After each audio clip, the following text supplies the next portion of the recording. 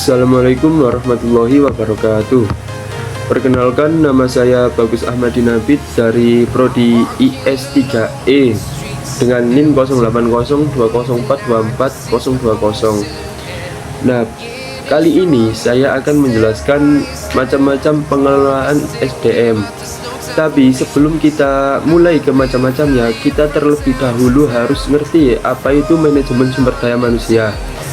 Nah, manajemen sumber daya manusia atau yang biasa disingkat dengan MSDM ini ialah serangkaian proses atau kegiatan yang bertujuan untuk mengelola manusia dalam organisasi secara aktif, sehingga mereka dapat berkontribusi optimal dalam mencapai tujuan perusahaan. Nah, fokus utamanya ialah bagaimana organisasi tersebut merekrut, mengembangkan, memotivasi, dan mempertahankan karyawannya. Atau secara sederhananya, MSDM ini ialah mengatur orang agar bekerja dengan baik dan merasa nyaman dalam organisasi. Nah, dapat dilihat di sini ada beberapa macam pengelolaan SDM. Yang pertama ialah perencanaan SDM atau Human Resource Planning. Nah, perencanaan SDM ini ialah proses strategis untuk menentukan kebutuhan tenaga kerja organisasi, baik dari segi jumlah, kualitas, maupun waktu. Dalam tahap ini, manajer menganalisis kondisi perusahaan ini, memprediksi kebutuhan di masa depan. Misalnya, karena ekspansi, pensiun, atau teknologi yang baru, dan menentukan strategi pemenuhan SDM. Tujuan utamanya ialah memastikan organisasi memiliki orang yang tepat pada waktu yang tepat agar beroperasional berjalan lancar.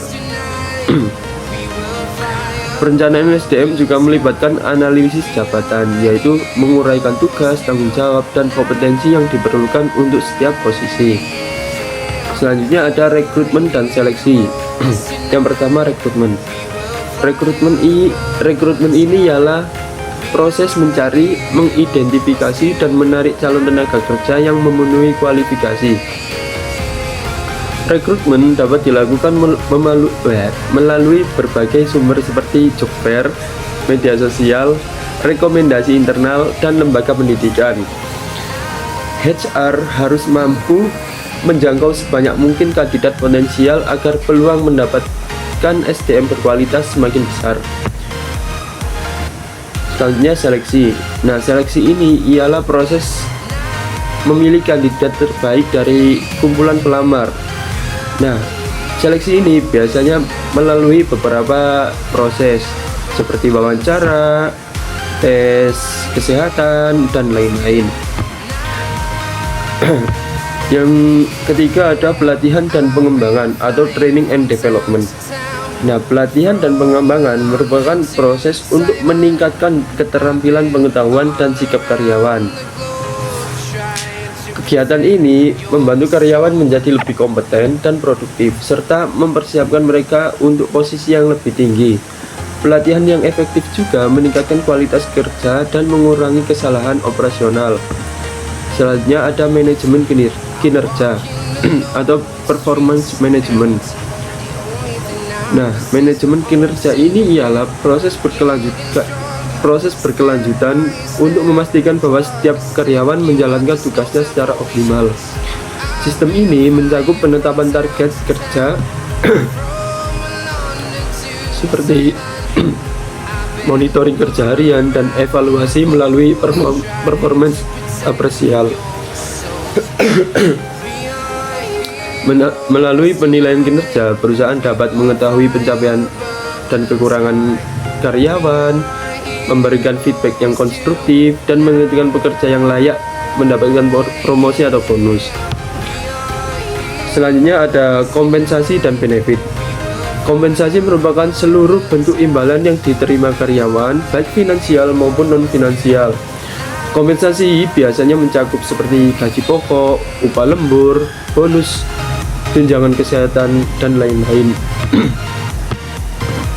Selanjutnya ada hubungan industrial. Hubungan industrial merupakan hubungan yang menciptakan hubungan yang harmonis antara perusahaan, karyawan, dan serikat pekerja. HR harus memastikan bahwa hak dan kewajiban kedua belah pihak dipenuhi secara peraturan dan ketenagakerjaan. Kegiatan dalam hubungan industrial ini meliputi penyusunan peraturan, penanganan keluhan karyawan, dan lain-lain. Dan yang terakhir ada keselamatan dan kesehatan kerja atau K3. Nah, pengelolaan K3 ini bertujuan untuk menciptakan lingkungan kerja yang aman dan mengurangi resiko kecelakaan maupun penyakit akibat kerja. Hal ini penting karena di industri ini memiliki resiko yang tinggi. Nah, program K3 ini dapat berupa penyediaan alat pelindung diri atau APD, safety briefing, dan pelatihan keselamatan, dan lain-lain. Sekian dari saya. Wassalamualaikum warahmatullahi wabarakatuh.